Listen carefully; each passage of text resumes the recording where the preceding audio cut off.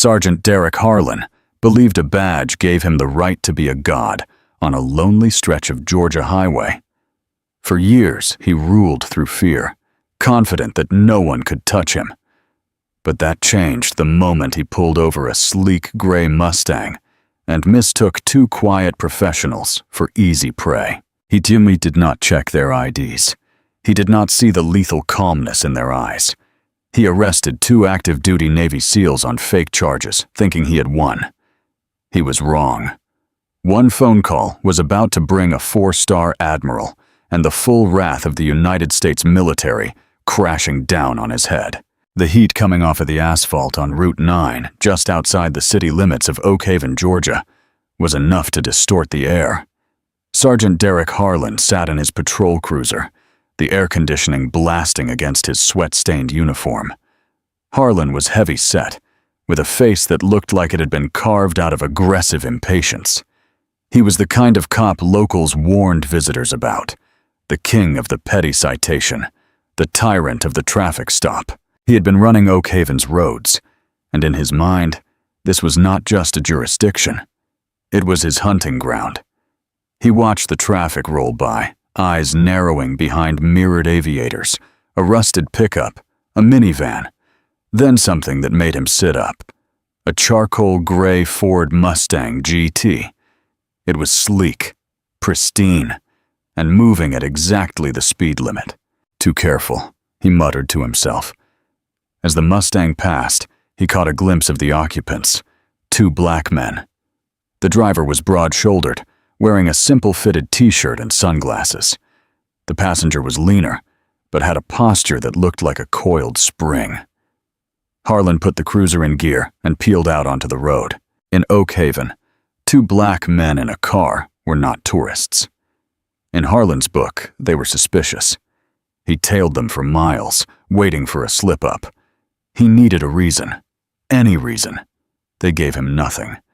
They drove with military precision. Irritated, Harlan hit the lights anyway. He would make something up, he thought. Broken tail light, erratic lane change. Who was the judge going to believe?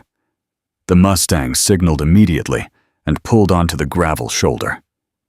The stop was perfect. Harlan parked behind them, unbuckling his seatbelt. He adjusted his belt, rested his hand on the pommel of his Glock, and swaggered toward the driver's side window. Inside the car, Lieutenant Commander Nolan Pierce watched the officer approach in the side mirror. Pierce was a veteran of combat deployments and currently a platoon commander with SEAL Team 4. Beside him was Chief Petty Officer Garrett Shaw, his leading petty officer and best friend since Bud/S training. "Here we go," Garrett said, his voice low and bored. "He's got the strut, Nolan." "Keep your hands on the dash, Garrett. Do not give him an excuse," Pierce said. His voice was calm, the same voice he used when calling in airstrikes in the Hindu Kush. Harlan tapped the glass with his baton. Hard. Pierce rolled the window down. "License and registration," Harlan barked, not bothering with a greeting. "Good afternoon, officer," Pierce said, keeping his hands at 10 and 2 on the wheel. "Is there a problem?" "I said license and registration, boy. Do not make me ask twice." Garrett's jaw tightened at the word boy, but he remained frozen. Pierce slowly moved his hand. "My wallet is in the center console. I am reaching for it now. My registration is in the glove box." "Just get it," Harlan snapped, leaning in, his eyes scanning the interior. He saw no drugs, no weapons, just 2 gym bags in the back. "Whose car is this?" "It is a rental, officer," Pierce said, handing over his license and the rental agreement. Harlan snatched the ID. He looked at it. Nolan Pierce, Virginia Beach, Virginia. "Virginia," Harlan sneered. "You two are a long way from home. What are you doing in Oak Haven? Running drugs? Moving cash?" "We are passing through on our way to a funeral in Florida, officer," Pierce replied. "We have not broken any laws." "You crossed the center line back there," Harlan lied smoothly. "And you look impaired. Step out of the car." Pierce sighed. "Officer, I am a sober driver. I have not crossed any lines." "I said step out of the car," Harlan yelled, his hand dropping to his holster. "Now both of you." Pierce looked at Garrett. A silent communication passed between them. A look that said, "We could disarm this man in seconds and break 3 of his ribs, but we have to play the game." Slowly they opened the doors and stepped out. Standing up, the dynamic changed immediately. Pierce was tall and built like a linebacker. Garrett was wired with lean muscle. Harlan, standing shorter and soft around the middle, suddenly felt very small. That fear turned instantly into aggression. "Turn around. Hands on the hood. Spread them." Harlan screamed, pulling his taser. "Officer, this is unnecessary," Garrett said. "Shut up!" Harlan fired the taser probes without warning. They hit Garrett in the lower back. The clicking sound of the voltage discharge filled the air. Garrett grunted, his knees buckling as he hit the gravel, but he did not scream. He just bit his lip until it bled, riding the lightning. "Garrett!" Pierce moved, but stopped when Harlan pointed his service pistol at Pierce's chest. "Do it!" Harlan screamed, his hand shaking. "Give me a reason. Get on the ground." Pierce raised his hand slowly. He looked at Harlan with eyes that were cold and terrifyingly devoid of fear. "You just made a mistake, Sergeant. A career-ending mistake." On the ground, Pierce lowered himself to the gravel next to Garrett, who was breathing heavily, recovering from the shock. Harlan rushed forward, jamming a knee into Pierce's spine and wrenching his arms back to cuff him. He did the same to Garrett. "You are under arrest," Harlan panted, adrenaline flooding his system. "Assaulting an officer, resisting arrest, suspicion of trafficking." "We did not touch you," Pierce said, his face pressed into the dirt. "I say you did," Harlan spat. He keyed his radio. "Dispatch, this is Unit 4. I got 2 in custody requesting a tow for their vehicle. Yeah, looks like high-level runners." As Harlan shoved them into the back of the humid cruiser, Pierce looked the sergeant dead in the eye. "Check the IDs again, Sergeant," Pierce said softly. "Check the military IDs in the wallets." "I do not care who you think you are," Harlan slammed the door. "You are in my town now." The Oak Haven precinct was a block of gray concrete that smelled of stale coffee and industrial cleaner. Harlan paraded his trophies through the booking area. "Look what I found rolling down Route 9, Harlan boasted to the desk sergeant, a younger man named Tate. 2 big-time players from Virginia. Fancy car, fancy clothes, bad attitudes. Tate looked up, eyeing Pierce and Garrett. He saw the way they walked head high, despite the handcuffs. He saw the lack of panic. Tate felt a knot of unease in his stomach. "What is the charge, Derek?" "Assault on a police officer," Harlan lied effortlessly. "The little one lunged at me and gnawed at me. Had to deploy the taser." Garrett, still aching from the voltage, just shook his head. "Check the dash cam, Tate," Garrett said, "if he has not deleted it yet." "Shut your mouth." Harlan shoved Garrett toward the holding bench. "Empty your pockets. Everything on the counter." Pierce remained calm. "Officer Tate, is it?" Pierce addressed the desk. "Sergeant, I am Lieutenant Commander Nolan Pierce, United States Navy. This is Chief Petty Officer Garrett Shaw. We require our 1 phone call immediately." Tate paused, holding Pierce's wallet. He flipped it open and saw the CAC, Common Access Card. He saw the rank 04. "Derek," Tate whispered, his face paling. "These guys are military officers." "So what?" Harlan scoffed, logging a bag of breath mints he had found in Pierce's pocket as unknown substance for the lab. "Stolen IDs. Or maybe they are just weekend warriors. It does not give them the right to attack me." "Derek, this guy's a lieutenant commander. That is like a major in the army. You sure about this?" Book them, Tate. Harlan slammed his hand on the desk. I do not care if he is the Prince of Wales. He tried to grab my gun.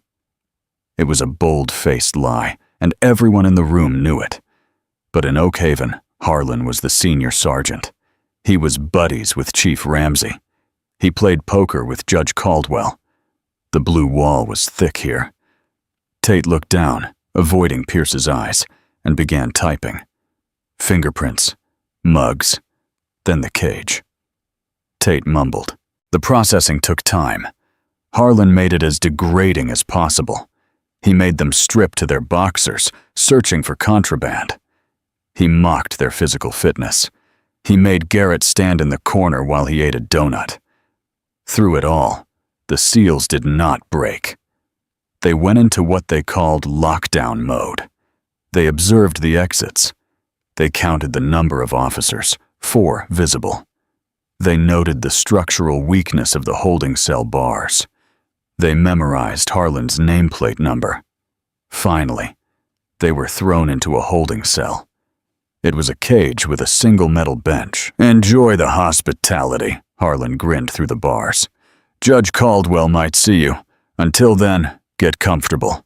My phone call, Pierce said. Federal law, Sergeant. Harlan laughed. Sure, there's a payphone in the hall. You can use it when I feel like letting you out. Now, Pierce said. The command in his voice was so sharp, so authoritative, that Harlan actually flinched. It was not a request. It was an order. Fine, Harlan spat. Make your call. Cry to your mommy. It will not help. He buzzed the door open and tossed Pierce a cordless phone from the desk. Pierce dialed a number from memory. It was not a lawyer. It was not a family member. It was a direct line to a secured office in the Pentagon. Harlan leaned against the wall, smirking, cleaning his fingernails with a pocket knife. He expected to hear Pierce begging a bail bondsman. Instead, he heard Pierce speak in a clipped, formal tone. Code Black. Authentication Whiskey Tango Fox Trot Niner. This is Asset Pierce. Status compromised. Location: Oak Haven Police Department, Georgia. Unlawful detention. Hostile local law enforcement. Harlan frowned. Code Black. Asset. Pierce paused, listening. Then he said, Yes, sir. He tased Chief Shaw. Charges are fabricated. They are denying JAG representation. Yes, sir. I will hold. Pierce lowered the phone and looked at Harlan. He wants to speak to the ranking officer on deck. Harlan laughed. Who is it? Your sergeant back at boot camp. It is Admiral Vance Sterling, Pierce said. Commander of Naval Special Warfare Command. Harlan froze. He knew that name. Everyone who watched the news knew that name. Admiral Sterling, known as the Iron Bull, was a legendary figure who had been advising the president on national security. Bull crap, Harlan said, though his voice wavered. You are bluffing. Take the phone. Pierce extended it. Harlan snatched the phone. This is Sergeant Harlan, Oak Haven PD. Who is this? The voice on the other end was deep, gravelly, and sounded like tectonic plates grinding together. Sergeant, this is Admiral Vance Sterling, United States Navy. You are currently holding 2 of my finest officers. I have just been informed you assaulted one of them. Harlan's throat went dry. Look, buddy, impersonating an officer is a— Listen to me very closely, Sergeant. The voice cut him off, dropping an octave. I am currently at a summit in D.C., but I am boarding a chopper. I am flying to your location. If my men are not released, fed, and apologized to by the time I land, I will bring the wrath of God down on your little precinct. Do you understand me? They assaulted me, Harlan stammered, falling back on his lie. We will see about that, Sterling said. I am bringing a JAG team and a federal liaison. Do not go anywhere, Sergeant. I want to look you in the eye when I take your badge. The line went dead. Harlan stared at the phone. His hands were shaking. He looked up at Pierce, who was leaning against the cell bars, arms crossed, a small, cold smile playing on his lips. "He sounds upset," Garrett commented from the bench. Harlan slammed the phone down on the desk. "It is a prank," he yelled, trying to convince himself. "It is a buddy of yours. Nice try." But deep down in the pit of his stomach, Sergeant Harlan knew the truth. He had just kicked a tiger, and the jungle was waking up. "Tate, call the chief. Tell him to get down here now." "Why?" Tate asked. "Just do it and get the judge." Harlan paced the floor. "We need to fast-track this. If we get them convicted, or plead them out before anyone shows up, we are covered." He turned to the SEALs. "You think you can scare me? I am the law here. By the time your Admiral gets here, you will be processed property of the state." Pierce just checked his watch. "I would suggest you use the time to update your resume." The fluorescent lights buzzed with the intensity of an interrogation lamp inside the precinct. Chief of Police Ramsey Voss arrived after Harlan's panic call. Voss was a man who looked like he was made of beef jerky and cigar smoke. He wore a cowboy hat, even while indoors, and walked with a limp he claimed was from a shootout, though everyone knew it was gout. He found Harlan pacing the hallway, sweating through his uniform shirt. "Spit it out, Derek," Voss growled, chewing on an unlit cigar. "You said you caught a whale, but now you are telling me the whale is calling in the Navy." "It is bad, Chief." Harlan wiped his forehead. "They're SEALs, active duty. And the one guy he called Admiral Sterling, the guy from the news." Voss stopped chewing. His eyes narrowed. He was not a smart man, but he possessed a low, cunning survival instinct. "Sterling, the one who sits on the Joint Chiefs. That is the one. He said he is coming." Voss swore softly. "If he comes down here and finds out you tased a petty officer for a traffic infraction, the feds will turn this department inside out. They will find the seized cash fund, Derek. They will find the lost evidence locker." "I know," Harlan hissed. "That is why we got to fix it. If we get a conviction or a plea before he lands, it is a closed case. Double jeopardy or something. We can say we followed procedure. They pleaded guilty to a lesser charge, and we release them. Then it is just their word against ours." Voss nodded slowly. It was a desperate plan, but it was the only play they had. "I will call Judge Caldwell. We will do an emergency arraignment. We will tell Caldwell these guys are flight risks and violent. We get them to plead to disorderly conduct in exchange for dropping the assault charges. They pay a fine, they walk, and we bury the paperwork. What if they do not plead? Then Caldwell sets bail at $1 million. Voss smirked. Then they sit in county until the trial. By the time the Admiral gets here, his boys are already processed and in the system. Even a 4-star general cannot unbang a gavel." The machinery of Oak Haven justice began to turn. It was a rusty, corrupt machine, but it was effective. Pierce and Garrett were hauled out of the cell. They were handcuffed at the wrists and ankles, treating them like mass murderers. They were marched down a narrow corridor that connected the police station to the small municipal courthouse next door. The courtroom was dimly lit, smelling of old wood and floor wax. Judge Caldwell sat on the bench wearing his robe over a golf shirt. He was a red-faced man who owed his elections to Chief Voss's fundraising. "Let us get this over with," Caldwell grumbled, banging his gavel once. "Case number, State of Georgia versus Nolan Pierce and Garrett Shaw." There was no audience, just Harlan, Voss, the court stenographer who looked half asleep, and a disheveled man in a cheap suit. "This is your counsel." Voss pointed to the disheveled man. "Mr. Langley, he is the public defender." Langley did not even look at the SEALs. He looked at his watch.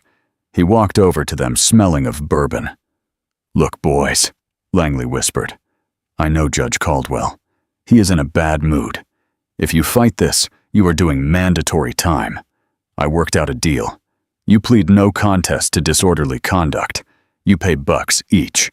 You go home tonight." Pierce looked down at the small lawyer. "We are innocent," Pierce said calmly. "We will not plead to anything." "Do not be an idiot," Langley hissed. "It is a traffic stop gone wrong. Just pay the ticket and leave." "It was not a traffic stop," Garrett said, his voice tight from the pain in his back. "It was an ambush." "Mr. Langley," Judge Caldwell boomed. "How do your clients plead?" Langley sighed and turned to the bench. "Your Honor, I need a moment. They are being difficult." "We do not have moments," Caldwell snapped. "Officer Harlan, please take the stand and establish probable cause." Harlan walked to the stand. He placed his hand on the Bible. He did not even blink. "Do you swear to tell the truth?" "I do." "Tell us what happened." Harlan took a deep breath, weaving his tapestry of lies. "I observed the defendants driving erratically on Route 9, crossing the median, endangering civilians. When I initiated the stop, the passenger, Mr. Shaw, exited the vehicle aggressively. He reached for his waistband. I feared for my life. I deployed non-lethal force to subdue the suspect. The driver, Mr. Pierce, then attempted to wrestle my service weapon away." Pierce listened to the testimony, his face like stone. He was memorizing every word.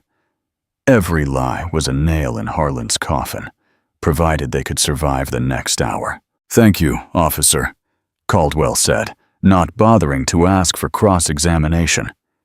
He looked at the seals. "You gentlemen are facing serious time. Assaulting an officer is a felony. However, because you are military, I am willing to be lenient. Plead guilty to the lesser charge now, and this ends." "No," Pierce said, his voice carrying to the back of the room. Caldwell's face turned purple. "Excuse me." "I said no," Pierce repeated. "We are not guilty, and we demand a trial." "You want a trial?" Caldwell laughed, a dry, rattling sound. "Fine, you will get a trial. Until then, considering you have no ties to this community and have demonstrated violence toward law enforcement, I am setting bail." Harlan smirked from the witness stand. This was the checkmate. "Bail is set at cash per defendant." Caldwell slammed the gavel. "Remand them to the county jail immediately." "You cannot do that," Garrett shouted. "That is unconstitutional." "In my court, I decide what is constitutional," Caldwell roared. "Get them out of here." Harlan and Tate moved to grab the seals.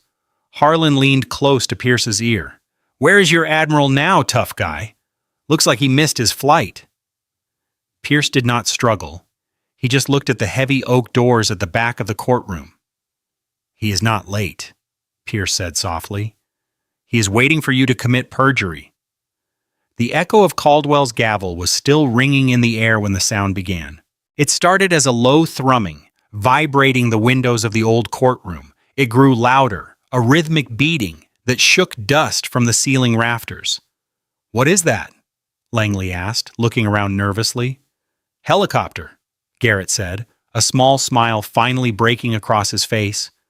"Low altitude, probably a Black Hawk." Chief Voss stood up, his face pale. "No, they would not land a chopper in the town square." The double doors at the back of the courtroom did not just open, they were thrown wide with enough force to bang against the walls. Two men in crisp, dark suits entered first. Naval Criminal Investigative Service, NCIS agents. They moved with fluid precision, scanning the room, their hands near their holsters. They took positions on either side of the aisle. Then he entered. Admiral Vance Sterling was a man who occupied space with the density of a collapsed star. He was wearing his service khakis, the ribbons on his chest stacked so high they looked like armor. He had a scar running down his left cheek and eyes that could peel paint off a bulkhead. He did not walk. He marched. Following him were two JAG officers, military lawyers carrying briefcases, and a captain in full dress uniform. The silence in the courtroom was absolute. Even the buzzing lights seemed to quiet down. Harlan felt his knees turn to water. He gripped the railing of the witness stand to keep from falling. Judge Caldwell, realizing his authority was being challenged, tried to bluster. "Who do you think you are? You cannot just barge into my courtroom. This is a closed session." Admiral Sterling stopped in the center of the room. He looked at the handcuffed SEALs, noting the dirt on their clothes and the pain in Garrett's posture. Then he slowly turned his head to face the bench. "I am Admiral Vance Sterling, United States Navy." His voice was calm, but it carried a resonance that made the wood vibrate. "And you, sir, are holding my assets." I do not care if you are the president," Caldwell shouted, though his voice cracked. "This is a state matter. You have no jurisdiction here." Sterling signaled to one of the JAG officers. The lawyer stepped forward and slapped a document onto the judge's bench. "That," Sterling said, "is a federal writ of habeas corpus signed by a federal district judge in Atlanta. It transfers custody of these men to the Department of the Navy immediately, pending a federal investigation into civil rights violations." Caldwell looked at the paper, his hands shook. "Civil rights violations and kidnapping," Sterling added, "and conspiracy. Now wait just a minute." Chief Voss stepped out from the shadows, trying to use his physical size to intimidate. "Nobody kidnapped anyone. These boys broke the law. We have testimony." Sterling turned to Harlan, who was still frozen on the stand. The Admiral walked right up to the witness box. He leaned in, his face inches from Harlan's. "Testimony," Sterling repeated. "Is that right, Sergeant?" Harlan could not speak. He opened his mouth, but nothing came out. "Did you know," Sterling said conversationally, "that the vehicle you pulled over, a rental procured by the Department of Defense, is equipped with a prototype black box telemetry system? It records audio, video, speed, and GPS location to a cloud server in real time." Harlan's heart stopped. The blood drained from his face so fast he looked like a corpse. "We watched the video on the flight over," Sterling continued, his voice dropping to a dangerous growl. "We saw them signal. We saw them stop. We saw you taser a complying man in the back. And we certainly heard you call them boys." The Admiral straightened up and addressed the room. "The Federal Bureau of Investigation is currently en route to your precinct to secure your dash cam servers before you can lose them. But it does not matter. We already have the evidence." Chief Voss made a move toward the door. I need to make a call." "Sit down," one of the NCIS agents barked, stepping in front of the chief. Sterling turned back to Judge Caldwell. "Release them now, or I will have you arrested for obstruction of federal justice right here on your own bench." Caldwell looked at Voss. Voss looked at the floor. The game was up. "Release them," Caldwell whispered to the bailiff. Tate, the young desk sergeant who had been guarding the door, rushed over to unlock the handcuffs. His hands were shaking so badly, he dropped the keys twice. As soon as the cuffs clicked off, Garrett rubbed his wrists. Pierce stood up, straightened his shirt, and saluted the Admiral. "Reporting is ordered, sir," Pierce said. "At ease, Commander," Sterling said, his eyes softening slightly. "Are you injured?" "Minor contusions from the taser," Garrett said. "Nothing the corpsman cannot fix." "Good." Sterling turned back to Harlan. Harlan was trembling. The reality of what he had done was crashing down on him. He was not just losing his job. He was looking at federal prison. "Sergeant Harlan," Sterling said, "you wanted to play soldier. You wanted to act like a warrior." J'ai choisi que. I was just doing my job," Harlan squeaked. "No." Sterling shook his head. "You were a bully with a badge, and you just picked a fight with the wrong family." Sterling turned to the JAG officer. "Is the United States Attorney on the line?" "Yes, Admiral. She is listening." "Good." Sterling looked at the judge, the chief, and Harlan. "I want them all detained. The FBI will take formal custody. Until then, my MPs will ensure nobody leaves this room." "You cannot do this," Harlan screamed, finally snapping. "This is my town. I run this town." He reached for his belt, not for his gun, but out of habit, a reflex of authority. Before he could even touch leather, the two NCIS agents had weapons drawn and leveled at his chest. "Do not," Pierce said, his voice cutting through the noise. "Do not make it worse, Derek." Harlan froze. He looked at the guns. He looked at the Admiral. He looked at the two black men he had tried to crush. Slowly, Sergeant Harlan raised his hands. The arrogant smirk was gone, replaced by the terrified look of a man watching his life burn to the ground. "Karma," Garrett whispered as he walked past the witness stand. "It is a hell of a thing." The silence following Admiral Sterling's ultimatum was broken by the screeching of tires outside. It was not just one car. It sounded like an invasion. The heavy oak doors of the courtroom were pushed open again, but this time it was not the polished suits of the NCIS. It was the FBI Hostage Rescue Team, HRT, and a squad of federal agents and windbreakers emblazoned with FBI. Leading them was Special Agent in Charge Elena Ramirez. Ramirez was a legend in the Bureau, a woman known for dismantling organized crime syndicates in Chicago before taking over the Atlanta field office. She looked at the scene, a four-star admiral standing guard over a terrified local judge and police sergeant while two Navy SEALs rubbed their wrists. "Admiral," Ramirez nodded respectfully, "we have the perimeter secured. My tech team is already at the precinct imaging the servers." "They are all yours, Elena," Sterling said, stepping back. "I want to be clear. My men are victims here, but the rot in this town goes deeper than a traffic stop." "We know," Ramirez said, her eyes scanning Harlan and Chief Voss. "We have been building a file on Oak Haven. We just needed a trigger event. Sergeant Harlan, you just provided it." Harlan, now handcuffed by federal agent, looked at Chief Voss. "Chief, you said we were covered. You said you paid off the feds." The room went deadly silent. Harlan, in his panic, had just admitted to federal bribery in front of witnesses. "Get him out of here," Ramirez ordered. "Separate them. I want Harlan in interview room A and Voss in B. Do not let them talk to each other." As they dragged Harlan out, he passed Pierce. The SEAL did not mock him. He did not smile. He just looked at Harlan with a mixture of pity and disgust. "You sold your soul for a power trip, Sergeant," Pierce said quietly. "Now you have to pay the bill." While the lawyers argued in the courthouse, the real drama was unfolding at the police station next door. The FBI raided the building with surgical precision. What they found was shocking, even for veteran agents.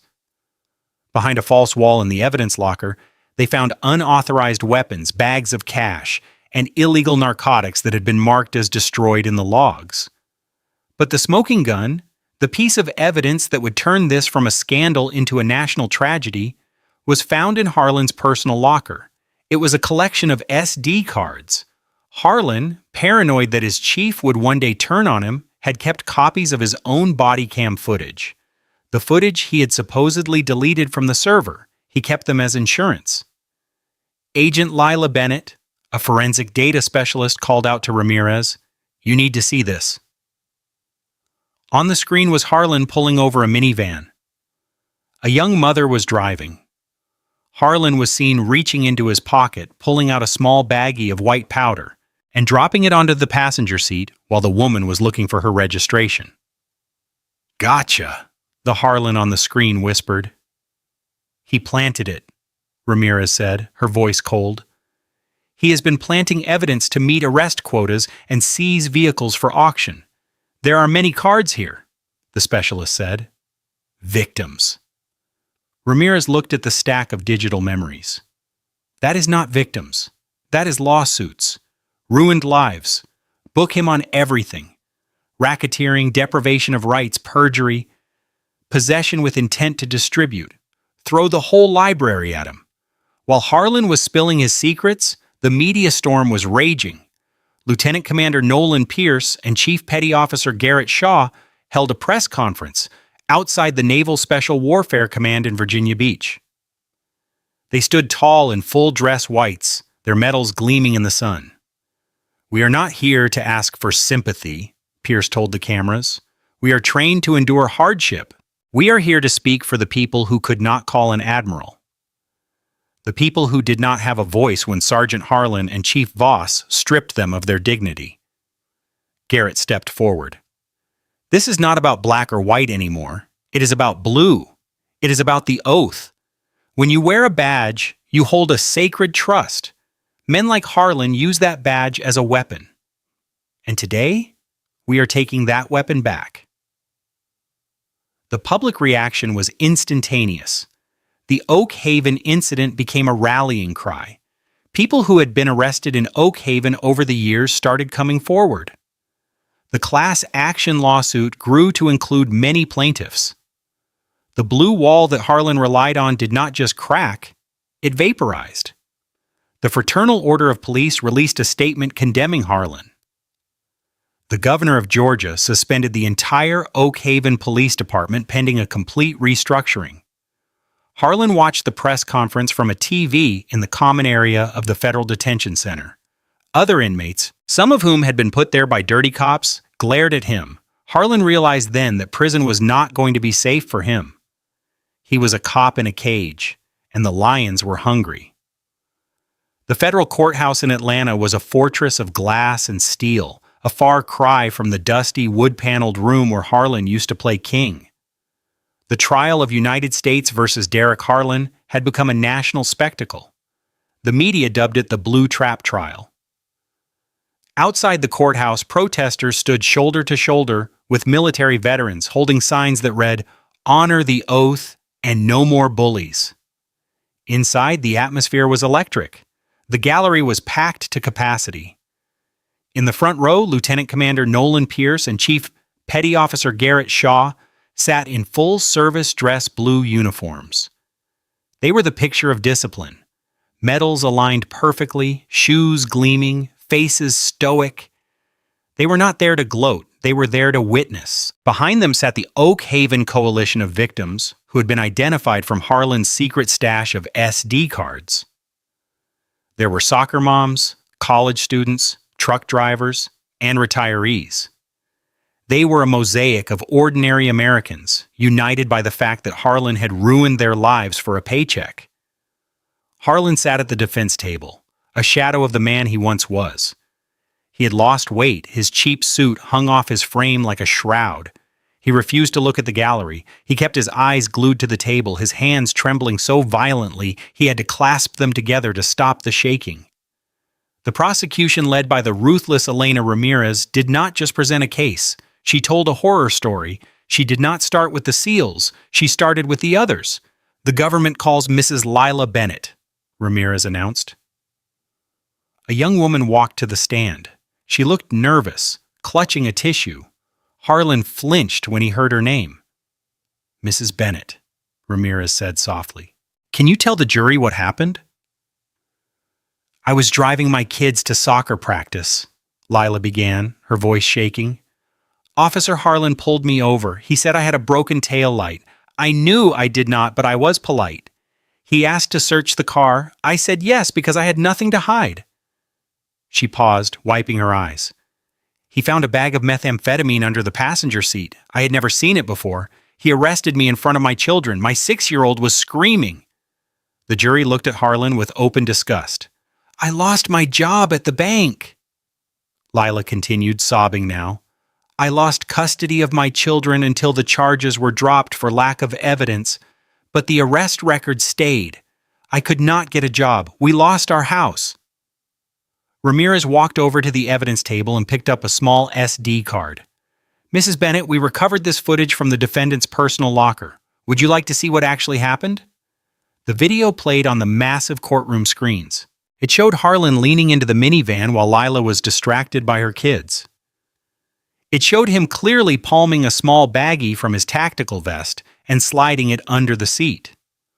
On the audio, Harlan could be heard chuckling to himself, muttering, "That is a bingo."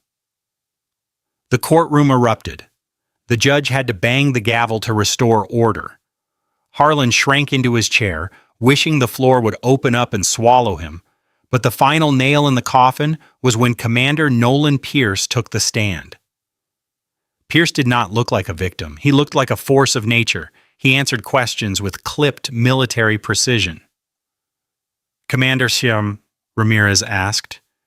Defense counsel has argued that Sergeant Harlan was under extreme stress and made a split-second judgment call when he tased Chief Shaw.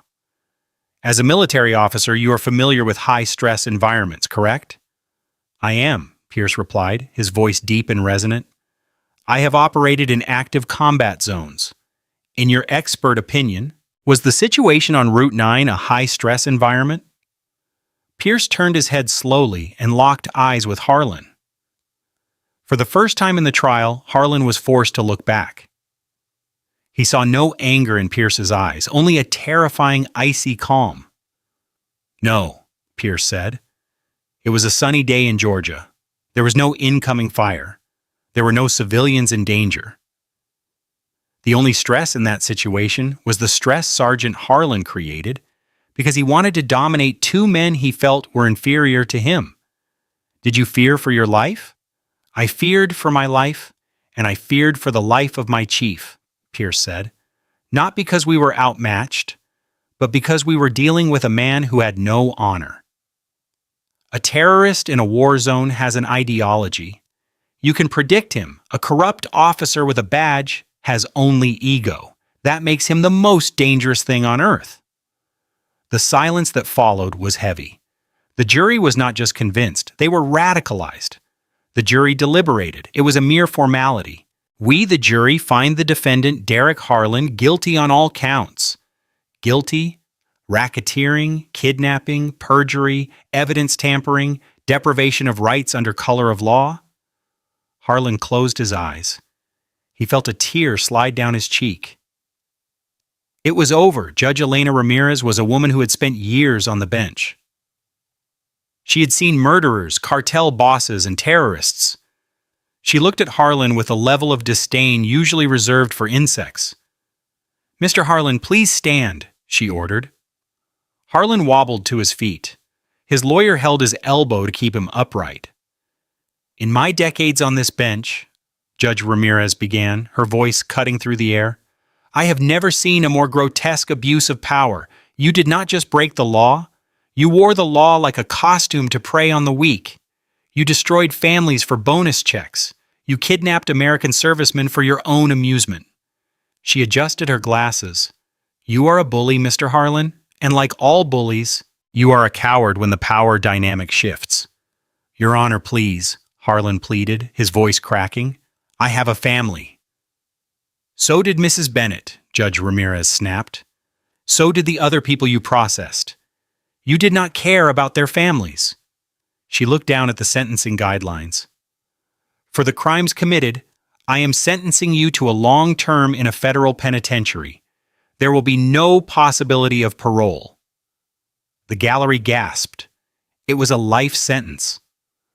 "Furthermore," Judge Ramirez continued, delivering the final blow, "I am recommending that you serve your time at a maximum security facility, and due to the nature of your crimes betraying the public trust, I am denying the request for protective custody. You will serve in the general population." Harlan's legs gave out. He collapsed into the chair, sobbing uncontrollably. "You cannot, they will kill me. You cannot put me in Gen Pop. Take him away." Judge Ramirez banged the gavel. As the gavel banged, the courtroom erupted.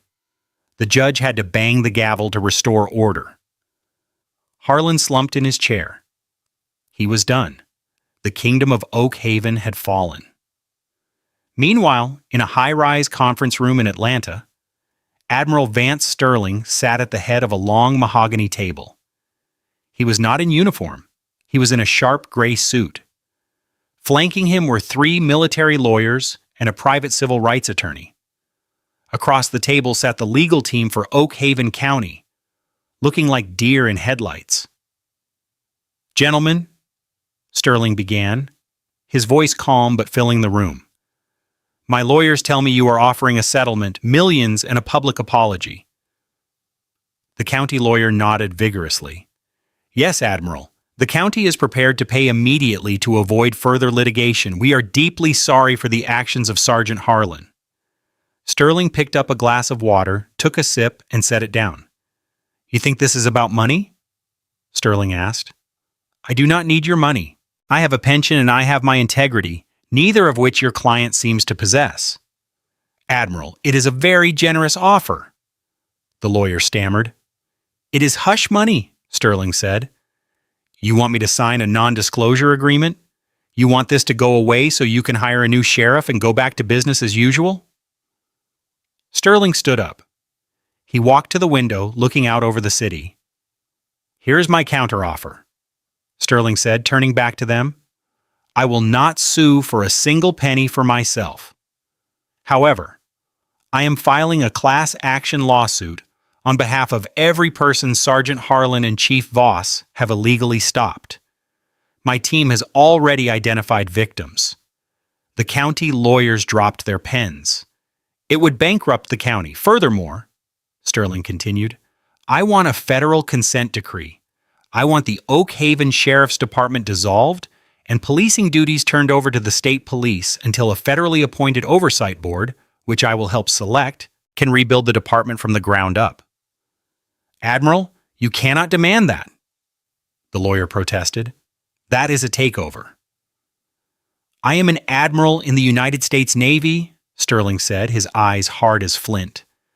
I specialize in nation building and dismantling hostile regimes. You harbored a hostile regime on American soil. Those are my terms. Sterling walked out of the room, leaving the lawyers in stunned silence. Outside in the hallway, his son was waiting.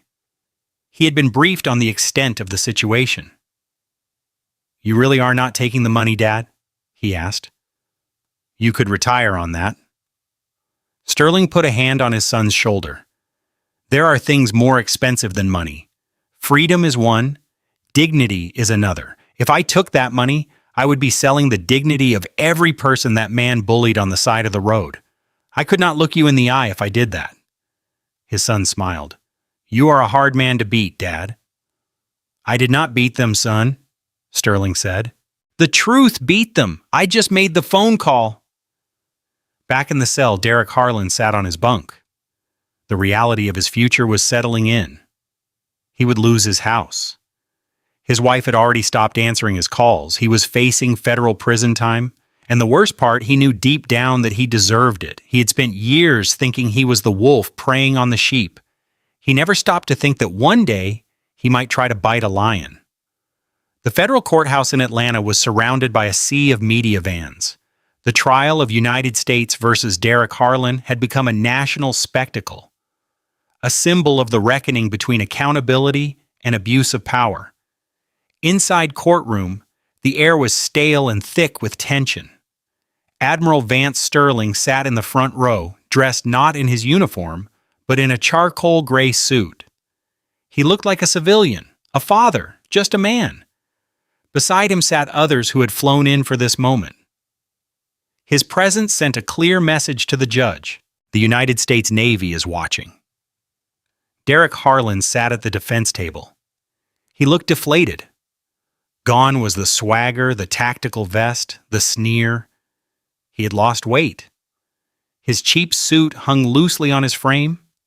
He looked small. The trial had been a disaster for the defense. The prosecution had played the footage, the cell phone video, and the damning audio from the Pentagon call. They had brought in the human resources director from the Oak Haven Police Department to testify about Harlan's fraudulent application. They had brought in a spinal specialist to testify about the long-term damage to Pierce's lower back. But the final nail in the coffin was Harlan's own testimony. Under cross-examination, he had crumbled, admitting that he targeted Pierce simply because he looked too clean to be real. It was an admission of bias that gasped through the courtroom. Judge Elena Ramirez, a woman known for her zero-tolerance policy on public corruption, shuffled her papers. She adjusted her glasses and looked down at Harlan. Mr. Harlan, please stand. Harlan stood up, his legs shaking. "In my years on the bench," Judge Ramirez began, her voice echoing in the silent room, "I have seen many officers make mistakes in the heat of the moment. Danger is real and split-second decisions are difficult. But this," she held up the case file, "this was not a split-second decision. This was a sustained act of ego, malice, and bullying." She leaned forward. "You targeted a man who has given more to this country in a single deployment than you have in your entire life. You mocked his service. You assaulted him while he was compliant. And then when caught, you lied to the world on national television." Harlan looked down at his shoes. "But the most egregious offense," the judge continued, "is the betrayal of the public trust. You wore a badge you did not earn. You held power you did not deserve. You are the very definition of a wolf in sheep's clothing." "Your Honor, please," Harlan whispered. "I am sorry." "Sorry does not fix a fractured vertebrae, Mr. Harlan, and it does not restore the faith of the community." The judge picked up her gavel. "On the charge of aggravated battery, I sentence you to years in a federal penitentiary. On the charge of impersonating a peace officer and fraud, I sentence you to an additional term. These sentences are to run consecutively." Harlan's knees buckled. "Furthermore," the judge added, "you are ordered to pay restitution to Commander Pierce in a significant amount.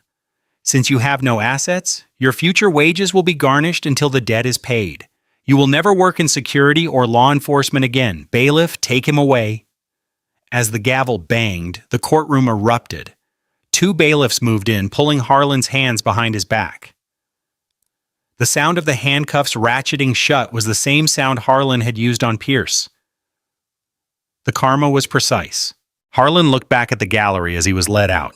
He locked eyes with Pierce. He expected to see a smirk, a look of triumph, but Pierce just looked tired. There was no joy in sending a man to prison. There was only the necessary duty of removing a threat. Pierce gave him a single slow nod, a nod that said, "It is over." Then the door slammed shut and Derek Harlan was gone. The air was crisp, smelling of autumn leaves. Captain Nolan Pierce stood on the meticulously manicured lawn of the Washington Navy Yard. The promotion ceremony had been small, just as he requested. No cameras, no fanfare. Admiral Vance Sterling pinned the new insignia on Pierce's collar, the silver eagle of a Navy captain. "You earned this, Nolan," Sterling said, shaking his hand. "And you earned it again in Oak Haven. Most men would have fought back. You had the discipline to let the system work even when the system was trying to break you." "Thank you, Admiral," Pierce said. "I just wanted to get home to my family." Speaking of which, Sterling smiled, pointing towards the buffet table. Garrett was running in circles with the Admiral's golden retriever. He was laughing, a sound pure and unburdened by the darkness his friend had shielded him from. Pierce walked over to him. He stopped running and looked up at him, squinting in the sunlight. "Daddy, are you a pirate now?" he asked, pointing to the eagle. Pierce laughed, picking him up. "No, sweetie. Still just a sailor." "Are you going away again?" he asked, his voice turning serious. "Not for a long time," Pierce promised. He had taken a shore duty assignment at the Pentagon to oversee training protocols. He was done with the sandbox for a while. He had a different mission now, raising his family. He sat on a bench holding his son on his lap, looking out at the river. His phone buzzed in his pocket. He ignored it. He did not care about the news anymore. But if he had looked, he would have seen a small article detailing how Harlan, now inmate number, was having a difficult adjustment period at a correctional center. The general population did not take kindly to dirty cops. He was working in the laundry room for cents an hour, scrubbing stains out of uniforms he would never wear again. He had lost his condo. His wife had left him. He was alone in a concrete box with nothing but time to think about those moments on the highway. Pierce did not need to know that. He did not need to gloat. The universe had balanced the scales. He looked down at his son. "You know, baby, There is one thing I learned this year. What is that, Daddy? That being strong does not mean you have to fight everyone, Pierce said softly. Sometimes being strong just means standing your ground and telling the truth. The truth always wins eventually. His son rested his head on his shoulder, tracing the silver eagle on his collar. I know you are my hero. Pierce closed his eyes. Feeling the warmth of the sun and the weight of his son, he was not a hero because of the medals or the rank or the wars. He was a hero because he had kept his promise to return to him. And for Captain Nolan Pierce, that was the only victory that mattered. And that is the story of how moments of arrogance cost a man his entire life. Derek Harlan thought the uniform made the man. But he learned the hard way that it is the character underneath that counts. He mistook Commander Pierce's silence for weakness, not realizing it was the terrifying discipline of a warrior who knew exactly how dangerous he really was. It is a powerful reminder to all of us. Treat everyone with respect, whether they are a CEO, a janitor, or a quiet man driving down the highway. You never know who you are talking to, and you never know when the karma you dish out is going to come back and knock you down. What would you have done if you were in Commander Pierce's shoes? Could you have kept your cool while being humiliated, or would you have fought back? Let me know in the comments below. I read every single one. If you enjoyed this story of justice served cold, please smash that like button. It really helps the channel grow. And if you have not already, hit subscribe and ring the notification bell so you never miss a story about karma hitting back. Thanks for watching, and I will see you in the next one. One of the most valuable lessons this story teaches us is that true strength is not always shown through force. Sometimes the strongest person in the room is the one who stays calm when being insulted, controlled, and misunderstood. Commander Nolan Pierce and Chief Garrett Shaw had every ability to fight back. But they chose discipline over anger, truth over pride, and patience over revenge. That kind of self-control is not weakness. It is power with purpose. Life will sometimes place us in unfair moments where people judge us by appearance, underestimate our worth, or try to use authority to make us feel small. But this story reminds us that character will always speak louder than arrogance. A uniform, a title, or a position means nothing if the heart beneath it is corrupt. Respect is not something we should give only to powerful people. It should be given to everyone, because every human being carries a story, a sacrifice, and a dignity we may never see at first glance. The most emotional truth here is this: karma does not always arrive quickly, but it never forgets the road. Sergeant Harlan thought silence meant weakness, but it was actually discipline. He thought power meant control, but real power belonged to those who stood firm in truth. So when life tests you, do not let anger steal your wisdom. Stand your ground, keep your dignity, let truth do what pride never can. What would you have done in Commander Pierce's place? Could you have stayed calm, or would you have fought back? Share your thoughts in the comments below. If this story touched your heart, please subscribe to the channel and turn on the notification bell for more powerful stories about justice, courage, karma, and real strength.